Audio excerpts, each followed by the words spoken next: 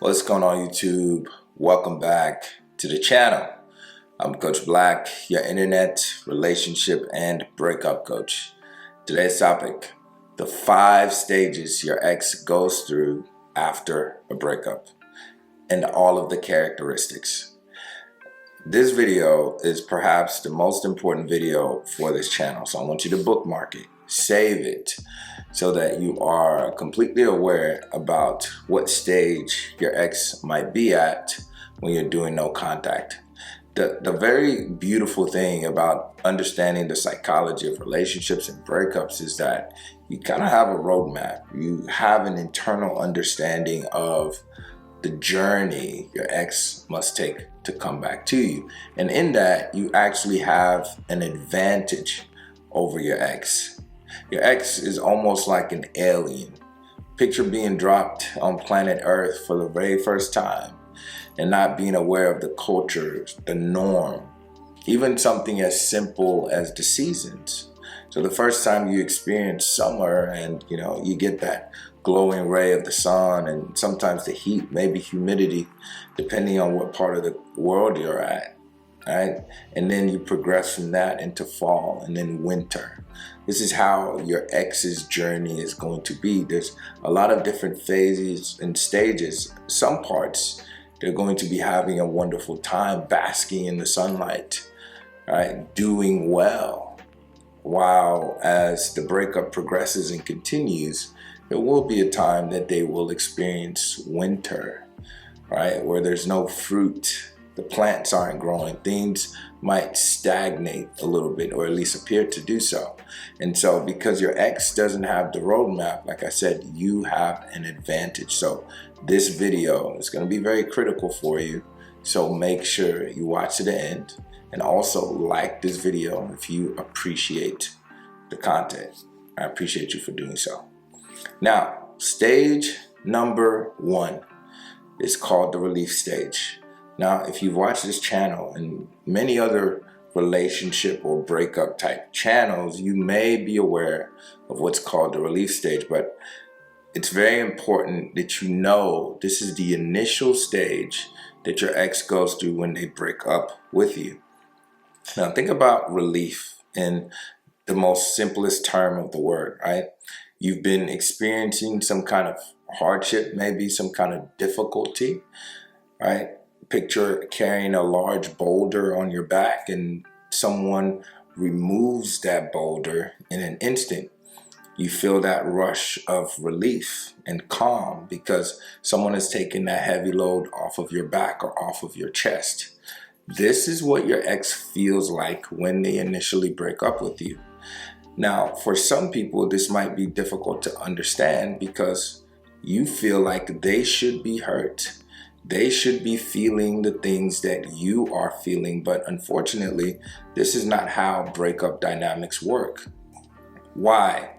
The reason is because before your ex says the words, before they ever shoot you a text message like we need to talk and end the relationship, more than likely they have been battling with this decision for some time.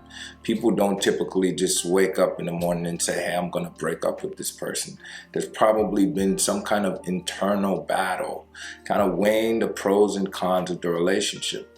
Obviously, there's likely things and circumstances that have been going on in the relationship that have kind of festered. And so your ex has come to the conclusion, painstakingly so, that they need to end things. And because they care about you, or at least they did care deeply about you at some point, they are aware that they are about to break your heart. And this is a heavy load for anyone to bear. They feel like they have the power to your joy and happiness, and they know that they're about to deal you a very hefty blow.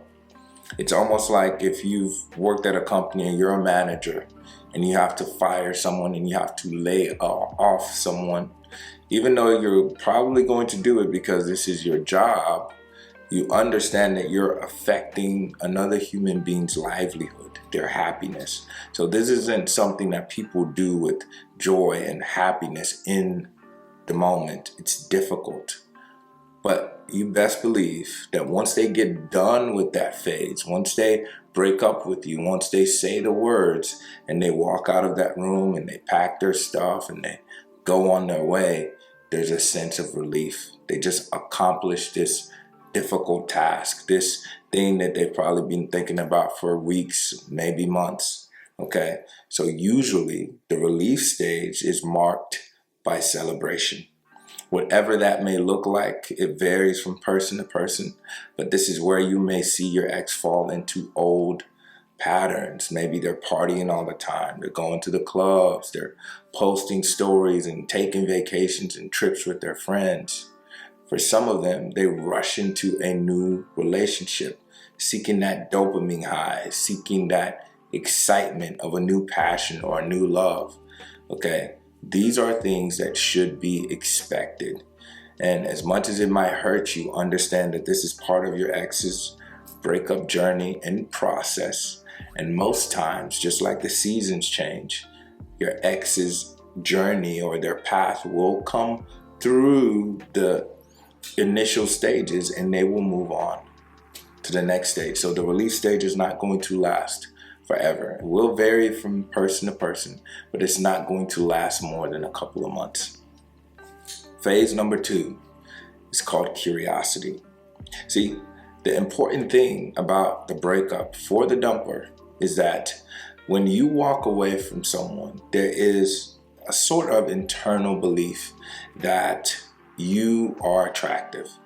Because after all, you chose to walk away from a relationship because you felt like there was something better for you out there. And because they're the ones doing the dumping, there's a subtle perception in their mind that they are slightly more attractive than you, or they are a little bit more elevated than you in the scenario. Because in most cases, think about it. If your ex broke up with you and you care, they walk out the door. If they walk right back into the door and say, hey, I changed my mind. You know what? I was too hasty. Let's work on the relationship. Most people would just say, yes, talk to me. Let's do this, right? So your ex still believes that you want them while they don't want you. So what happens in the curiosity phase is if you stayed completely no contact throughout the relief stage, even besides all the things that you were seeing on social media, all of the posts, all of the things that you heard from other people. Maybe they took down your pictures or you saw them on dating apps. All of those things. You stayed silent through it all. Your ex will start to become curious about you. Why? Because the reality of how things are playing out are completely different from what your ex expected. And this is why I like to say belief is a poor substitute for experience. Your ex had all these thoughts and ideas about what life was going to be like without you. They also had some expectations of what you were going to do and how you were going to react to the breakup. But again, you've given them silence. You've given them quietness. And this makes them uncertain about if they are so attractive as they thought, or if you still care about them. See, as human beings, one of the things we crave is consistency.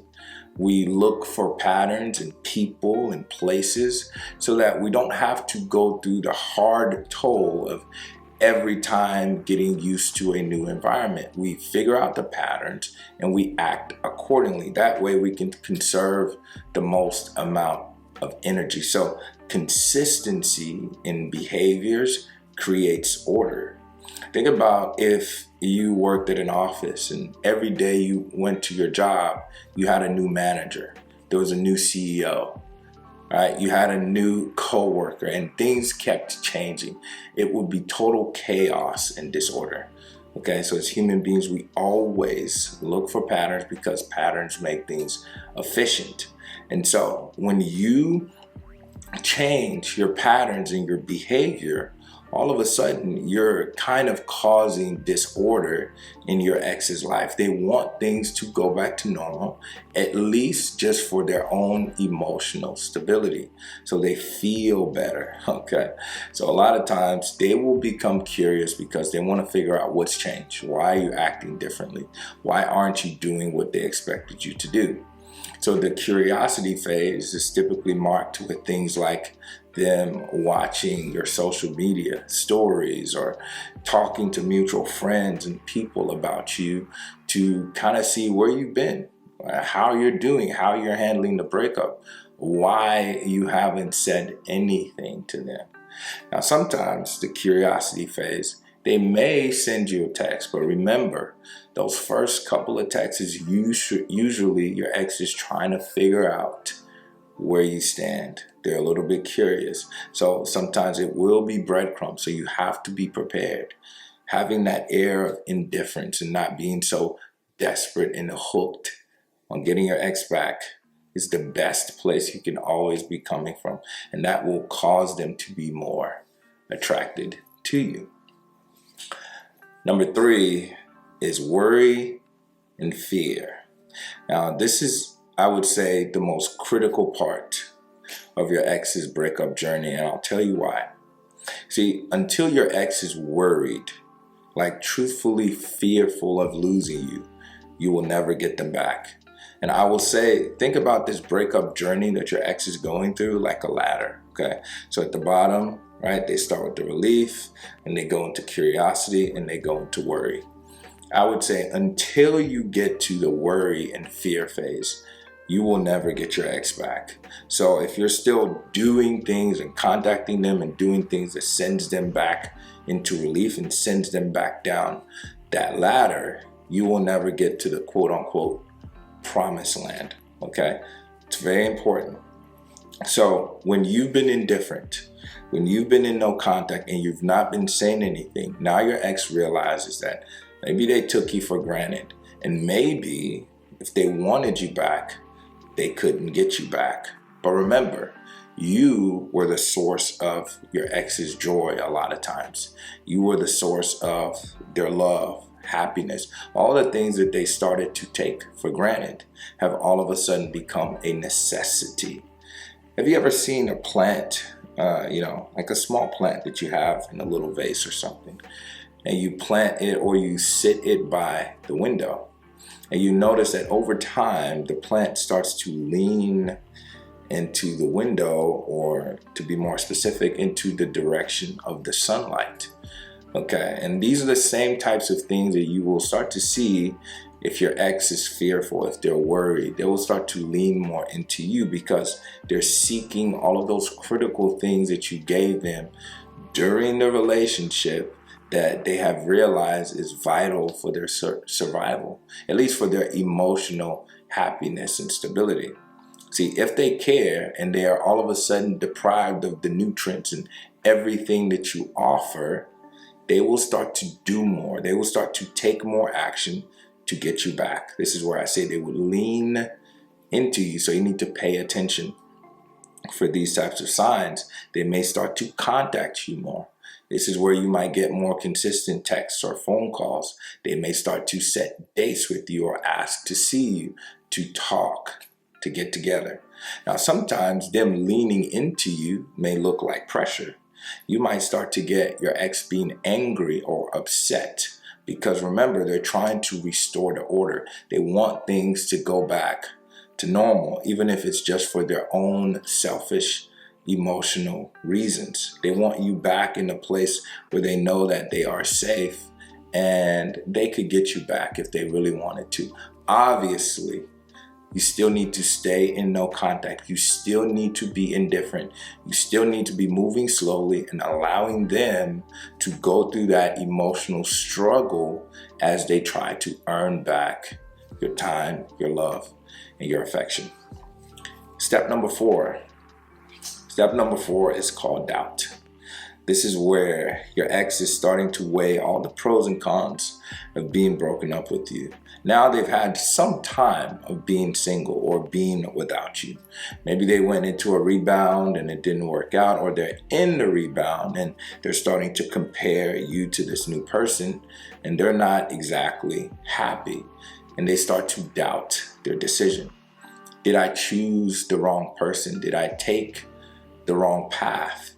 Again, when your ex is starting to doubt, this is where they start to take more action, just like the previous phase when they were afraid. But now that action normally is not going to be laced with anger, right? It's going to be a calmer approach because they're starting to really think about the breakup critically. They're starting to think about it deeper and realize that maybe they weren't as perfect. Maybe they weren't as attractive as they thought.